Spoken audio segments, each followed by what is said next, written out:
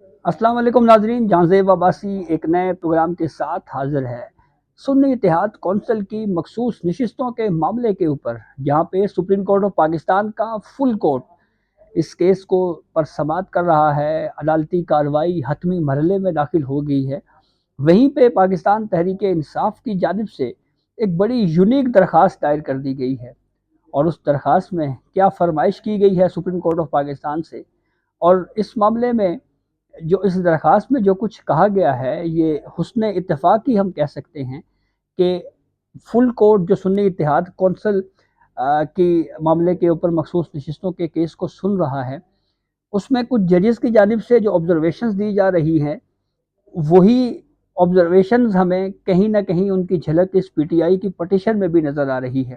اس کے اوپر ڈسکشن کریں گے۔ ایک ریکویسٹ ہماری آپ سے یہ ہے کہ ہمارا چینل ضرور سبسکرائب کر لیں تاکہ ہر نئی آنے والی ویڈیو آپ کو بر وقت مل سکے۔ تو جو پاکستان تحریک انصاف کی جانب سے ایڈوکیٹ علی ظفر کے ذریعے سپریم کورٹ میں یہ درخواست دائر کی گئی ہے، اس میں جو فرمائش کی گئی ہے وہ یہ ہے کہ جو فل کورٹ سنی اتحاد کونسل کی مخصوص نشستوں سے متعلق کیس سن رہا ہے، وہی فل کورٹ پاکستان تحریک انصاف کے انٹرا پارٹی الیکشنز کے حوالے سے جو ریویو سپریم کورٹ میں پینڈنگ ہے اس کو سنے۔ اچھا، اب میں اس کو فرمائش کیوں کہہ رہا ہوں؟ فرمائش میں اس کو پی ٹی آئی کی اس لیے کہہ رہا ہوں کہ یہ اصول طے شدہ ہے کہ ریویو وہی بینچ سنتا ہے جس نے پہلے کیس سنا ہو، لیکن یہ پی ٹی آئی کی جانب سے یہ موقف اختیار کیا جا رہا ہے کہ یہ فل کورٹ جو سنی اتحاد کونسل کی مخصوص نشستوں سے متعلق کیس پر سماعت جاری رکھے ہوئے ہے، وہی ہمارا P T I intra party election سے متعلق ریویو سنے۔ ایک تو یہ لاجک کے اگینسٹ ہمیں یہ چیز لگ رہی ہے کہ جو فل کورٹ ہے وہ پشاور ہائی کورٹ کے فیصلے کے خلاف ایک اپیل پر سماعت کو جاری رکھے ہوئے ہے۔ تو ایک آرٹیکل 185 کے تحت پشاور ہائی کورٹ کے فیصلے کے خلاف سپریم کورٹ میں سنی اتحاد کونسل کی اپیلوں پر سماعت کے دوران ایک ریویو کو کیسے سنا جا سکتا ہے؟ یہ ایک نیا پریسیڈنٹ بنانے کی خواہش پاکستان تحریک انصاف کی جانب سے کی جا رہی ہے۔ اور جو discussion P T I intra party election کے حوالے سے سنی اتحاد کونسل کی مخصوص نشستوں سے متعلق کیس میں ہوتی رہی ہے، اس طرح جو جہاں پہ وہ ڈسکشن ہو رہی تھی تو اس پٹیشن میں بھی کچھ اسی طرح کی گفتگو کی گئی ہے۔ جسٹس منیب اختر صاحب نے P T I intra party elections کے اوپر بہت زیادہ آبزرویشنز دی۔ جسٹس اطہر من اللہ صاحب نے اس کے اوپر کمنٹ کیا، پھر اس کے بعد جسٹس عائشہ ملک صاحبہ نے اس کے اوپر بات کی۔ یہ کہا جاتا رہا کہ الیکشن کمیشن نے سپریم کورٹ کے P T I intra party election کے فیصلے کی غلط تشریح کی، اور پھر یہ بھی کہا جاتا رہا کہ ایک بڑی پولیٹیکل پارٹی کو ان کو حق رائے دہی سے محروم کیا گیا ہے۔ تو اب ذرا جو پٹیشن پی ٹی آئی کی جانب سے دائر کی گئی ہے تو اس کا ذرا کنٹینٹ آپ سے شیئر کرتے ہیں۔ ایک تو بیک گراؤنڈ بتایا گیا ہے پورا کہ تحریک انصاف نے 2 نومبر 2023 کو P T I intra party election کروائے، الیکشن کمیشن سے انتخابی نشان مانگا جسے الیکشن کمیشن نے دینے سے انکار کیا، اور پھر پشاور ہائی کورٹ گئے۔ پشاور ہائی کورٹ نے انتخابی نشان جو ہے اس کے بارے میں کہا کہ یہ پولیٹیکل پارٹی کا رائٹ ہے، اسے چھینا نہیں جا سکتا۔ پشاور ہائی کورٹ کے فیصلے کے خلاف الیکشن کمیشن سے سپریم کورٹ رجوع کیا گیا۔ سپریم کورٹ نے 13 جنوری 2024 کو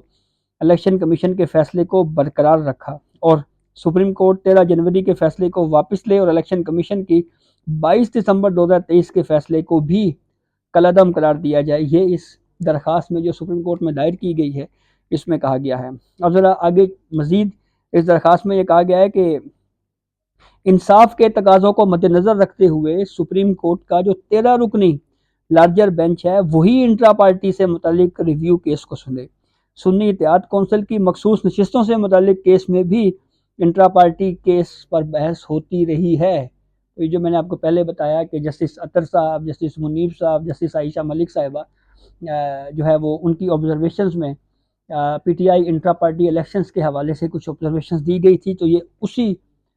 کا ذکر کیا گیا ہے۔ اور پھر یہ کہا گیا کہ مخصوص نشستوں والے کیس کا فیصلہ اس وقت تک نہیں ہو سکتا جب تک سپریم کورٹ انٹرا پارٹی انتخابات سے متعلق ریویو درخواست کے اوپر فیصلہ نہیں کرتی۔ سپریم کورٹ نے برطرف سرکاری ملازمین یعنی سیک امپلائز کیس، یہ Hidayat Ullah versus federation of Pakistan case تھا، اس کی مثال دی اور کہا جی کہ اس میں بھی سپریم کورٹ نے ریویو میں ایک بڑا بینچ بنایا تھا اور اس کے اوپر آرٹیکل 184(3) کا استعمال کر کے جو ہے وہ سننا تھا۔ اچھا، یہاں سے تھوڑے سے فیکٹس آپ کو بتاتے ہیں کہ سیکٹ امپلائز کیس اور یہ جو سپریم کورٹ میں اس وقت مخصوص نشستوں کے حوالے سے کیس ہو یا پی ٹی آئی انتخابی نشان یا انٹرا پارٹی الیکشن کا کیس ہو، ان دونوں میں فرق کیوں ہے، واضح فرق کیوں ہے؟ اس کی وجہ یہ تھی کہ اسلام آباد ہائی کورٹ نے پاکستان پیپلز پارٹی کے دور حکومت میں 1993 سے لے کر 96 تک کے جو سرکاری ملازمین تھے ان کے حوالے سے ان کی سروس پروموشن کا ایشو تھا، اس کے اوپر ایک فیصلہ دیا۔ اس فیصلے کو آئی بی نے سپریم کورٹ میں چیلنج کیا۔ سپریم کورٹ نے دیکھنا تھا کہ جو پروموشن سے متعلق اسلام آباد ہائی کورٹ کا فیصلہ ہے وہ درست ہے یا نہیں ہے، لیکن سپریم کورٹ نے پورا ایکٹ ہی، سیکٹ امپلائیز ری انسٹیٹمنٹ ایکٹ کو ہی غیر آئینی، غیر قانونی قرار دے دیا۔ اس میں اٹارنی جنرل کو نہیں سنا گیا تھا، اس میں تمام ملازمین کو سنے بغیر فیصلہ دے دیا تھا۔ پھر جب ریویو آیا تو اس پہ یہ 16,000 سے زائد سرکاری ملازمین سڑکوں کے اوپر آ گئے اور پھر ایک پروٹیسٹ ہوا۔ تو سپریم کورٹ میں ریویو میں اس وقت کے چیف جسٹس عمر عطا بندیال تھے، ان کی سربراہی میں بینچ نے اس بنیاد کے اوپر ریویو میں لارجر بینچ بنایا اور آرٹیکل 184(3) اور 187 کا استعمال اس لیے کیا کیونکہ جب بھی کسی قانون کو غیر قانونی یا غیر آئینی قرار دیا جاتا ہے، فیڈرل لا اس میں انوالو تھا، اس سے پہلے اٹارنی جنرل فار پاکستان کو نوٹس جاری کرنا لازم تھا۔ ایک تو یہ ریزن تھی، اور دوسری ریزن تمام فریقین کو سنے بغیر سپریم کورٹ نے وہ فیصلہ دے دیا تھا، تو اس لیے کمپلیٹ جسٹس کا نام دے کر وہ فیصلہ کیا گیا اور اس سے بھی وہ ملازمین جو ہے وہ متاثر ہوئے، اور آج تک جو ہے وہ اس کے اوپر ہم دیکھ رہے ہیں کہ بڑا مبہم سا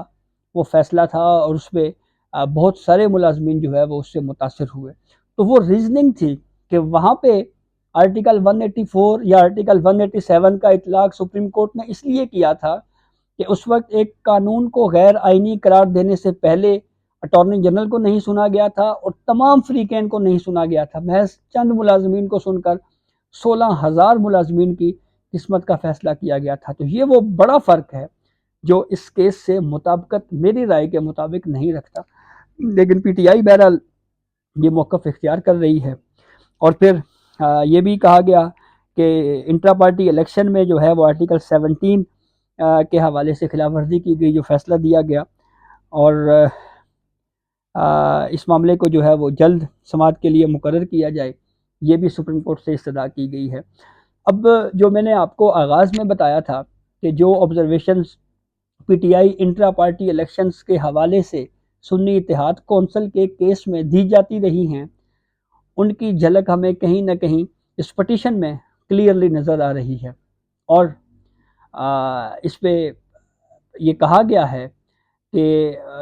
اس سے جو ہے وہ ایک پولیٹیکل، ایک بڑی سیاسی جماعت، اب یہ جو اس پٹیشن میں لکھا ہوا ہے کہ ایک بہت بڑی کوئی سیاسی جماعت ہے، اس کے حقوق کی خلاف ورزی ہو گئی ہے، ان کو حق رائے دہی سے محروم رکھا گیا ہے، اور ان کا جو ووٹر ہے اس کو جو ہے وہ محروم کیا گیا ہے، اور یہی آبزرویشنز جو ہیں وہ سپریم کورٹ میں سنی اتحاد کونسل کے حوالے سے کیس میں بھی دی جاتی رہی ہیں۔ یہ حسن اتفاق ہی ہم اس کو کہہ سکتے ہیں۔ اور سب سے اہم بات یہ ہے کہ سپریم کورٹ سنی اتحاد کونسل کی مخصوص نشستوں سے متعلق کیس پر سماعت کر رہی ہے، اور اس کیس میں ایک الگ بینچ نے جو کیس سنا تو اس کے اوپر کہا جا رہا ہے جناب کہ آپ اس کیس کو بھی اس کے ساتھ لنک کر دیں۔ جو P T I intra party election کا فیصلہ تھا اس میں جسٹس مسرت ہلالی صاحبہ بھی شامل تھی۔ مسرت ہلالی صاحبہ ہیلتھ ایشوز کی وجہ سے ان کی اوپن ہارٹ سرجری ہوئی، وہ اس وقت عدالتی امور کی انجام دہی نہیں کر رہی، تو یہ بڑی ہی ایک انوکھی قسم کی فرمائش جو ہے وہ کی گئی ہے۔ اور اسی طرح کی ایک آبزرویشن جسٹس اطہر من اللہ صاحب نے دی تھی۔ جسٹس اطہر من اللہ صاحب نے جہاں پہ اسٹرکٹ اسکروٹنی کا ورڈ یوز کیا تھا، وہیں پہ تو انہوں نے یہ بھی کہا تھا کہ جو عام انتخابات میں مبینہ بے قاعدگیاں ہوئی ہیں، سپریم کورٹ کو سو موٹو لے کر یہ جو سنی اتحاد کونسل کی مخصوص نشستوں کا کیس چل رہا ہے، اس کیس کے ساتھ اس کیس کو بھی سن لیا جائے، تو وہ ایک یوں سمجھ لیں کہ وہ کسی اور آبزرویشن کے ذریعے جو ہے وہ کسی اور طرف جا رہے تھے۔ تو سپریم کورٹ نے صرف اس کیس کی حد تک ہی محدود رہنا ہے، نمبر ایک۔ اور نمبر ٹو، یہ جو سنی اتحاد کونسل کی مخصوص نشستوں کا معاملہ ہے، اس کے اوپر جس طرح کے قانونی نقائص اس میں برتے گئے، جس طرح کے قانونی غلطیاں کی گئیں سنی اتحاد کونسل کی جانب سے، اب یہ استدعا کی جا رہی ہے سپریم کورٹ سے کہ ان غلطیاں پولیٹیکل پارٹی کی ہیں، سنی اتحاد کونسل کی ہیں، لیکن سنی اتحاد کونسل کے وکیل ایڈوکیٹ فیصل صدیقی یہ کہہ رہے ہیں کہ آپ کریٹیو انٹرپریٹیشن کر کے، آپ پروگریسو انٹرپریٹیشن کر کے وہ چیز آئین میں شامل کر دیں جو کانسٹیٹیوشن کی میں اصل میں لکھا ہی نہیں ہوا۔ یعنی وہ شاید یہ کہنا چاہ رہے ہیں کہ جس طرح سے آرٹیکل 63A کی انٹرپریٹیشن کی گئی تھی سپریم کورٹ کی جانب سے، اور پھر اس کا رزلٹ یہ نکلا کہ ایک پولیٹیکل پارٹی جس کی حکومت بنی ہوئی تھی، اس کی حکومت ختم ہوئی اور پھر پرویز الہی وزیر اعلیٰ بن گئے تھے، تو کوئی اس طرح کی ایک فیصلے کی درخواست سپریم کورٹ سے بار بار کی جا رہی ہے۔ تو اب دیکھیں اس درخواست کا سپریم کورٹ کیا فیصلہ کرتی ہے۔ تو اس سے پہلے بھی ایک درخواست پی ٹی آئی کی جانب سے دی گئی تھی جس میں انہوں نے فریق بننے کی استدعا کی گئی تھی۔ تو ون لائنر میں اگر کہیں تو شاید مجھے یہ لگ رہا ہے کہ پاکستان تحریک انصاف اب یہ چاہ رہی ہے کہ سنی اتحاد کونسل کی مخصوص نشستوں سے متعلق کیس جو ہے وہ اس کا فیصلہ ہی نہ ہو پائے، اور اس لیے یہ اس طرح کی درخواستیں جو ہیں وہ دائر کی جا رہی ہیں۔ تو اب یہ سپریم کورٹ نے ہی اس معاملے کو دیکھنا ہے، لیکن ایک چیز میں آپ کو ضرور بتاؤں کہ چیف جسٹس آف پاکستان قاضی فائز عیسیٰ صاحب نے جس کیس کو ٹیک اپ کیا ہے، کم از کم اس کیس کو کنکلوڈ ضرور کیا ہے، اس کے اوپر آرڈر ضرور دیا ہے۔ ایسا نہیں ہوتا کہ 2 2 سال تک کیسز چلائی جائیں اور پھر کیس پینڈنگ چھوڑ کے وہ جج ریٹائرمنٹ لے کے یا ریٹائر ہو کے جو ہے وہ گھر چلا جائے۔ تو یہ اب تک کی اپڈیٹ تھی جسے ہم نے آپ کو آگاہ کیا۔ بہت شکریہ۔